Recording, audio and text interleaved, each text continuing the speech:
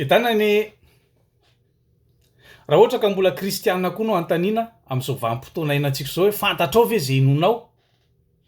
De tsisy anankiray salasala ka amaly hoe tena fantatro zay inoko. Fa androany hijery soratra masina anankiray tsika.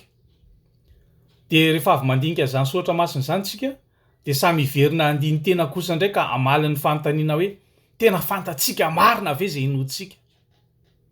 Fa any amin'ny Korintiana faharoa any toko 5:1-12 misy soratra sahala zao hoe koa tsy mahalala olona intsony araka nofo isika, eny na de nahafantatra ny Kristy araka nofo azy isika ankehitriny de tsy fantatsika araka izany tsony izy.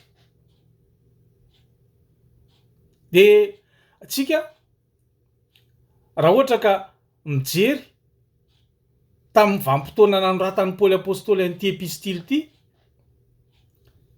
de mbola betsaka tam'izany fotoana zany ny mpianatry ny tompo mbola velona ny riari teny.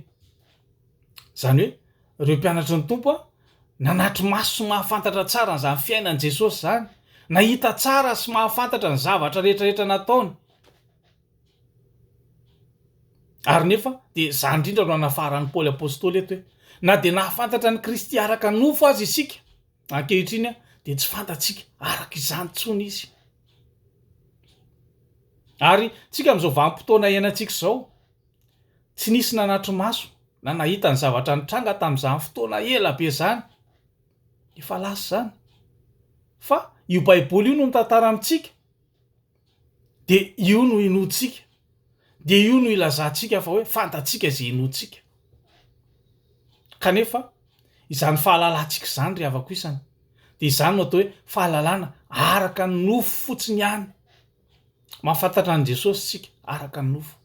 Raha ohatra ka mijery zao tsika ny fanekem-pinoana apôstôlika zay atao any amin'ny fiangonan-dehibe, de tany sainao ny finoanany amin'i Jesosy hoe ary mino an' Jesosy Kristy zanany lahatokana tompontsika zay nitorotorona tamin'ny fanamasina, nateraky Maria Virjina, nijaly raha nanapaky Ponty Pilato, nombona tamin'ny hazo fijaliana, maty ka nalevina, nidina tany amin'ny fiainantsika, nisangana tamaty tamin'ny andro fahatelo, niakatra ho any an-danitra, sy ny sisa sy ny sisa.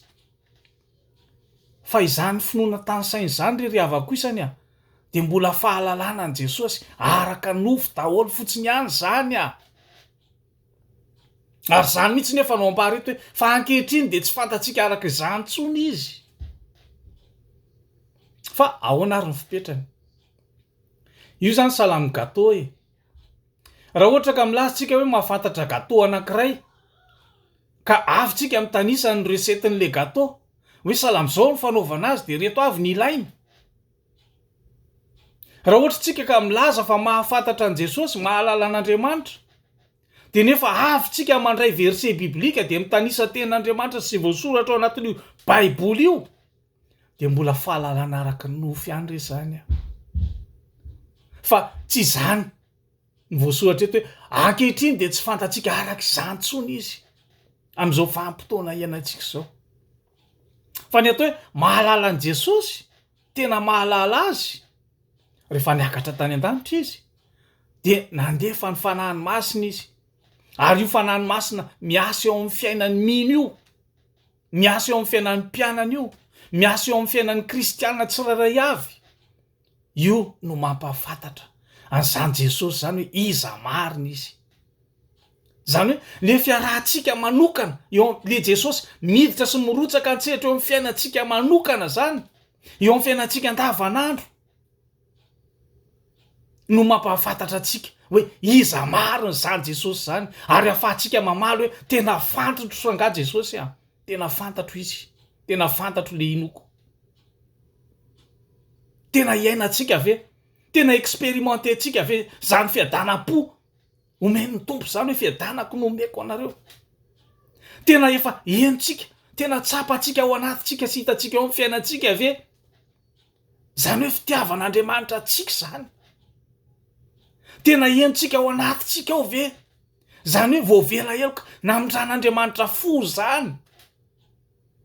Fa izany expérience zany, expérience personnelle. Fa izany no ahafahantsika manizingizina sy miteny fa fantatsika zay inotsika. Ka zany ve tsika? Zany ve ianao? ho voninahitr'Andriamanitra. Amen.